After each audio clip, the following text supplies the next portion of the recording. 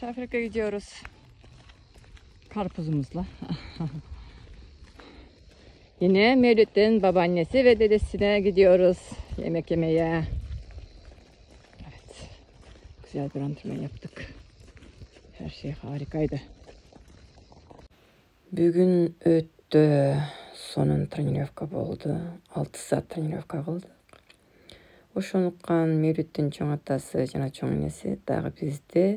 Meymağa çakırıştı. Darızda alıp meymağa ketip jatkan uçuruz. Bizim gibi meşgul insan yok biliyorsunuz ya. Evet.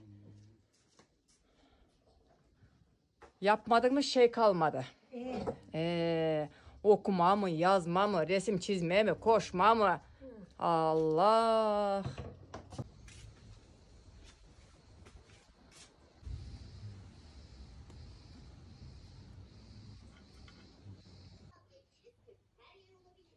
Bugün geldik.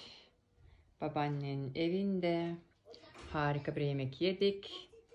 Şimdi sporcular çizgi film izlemekte.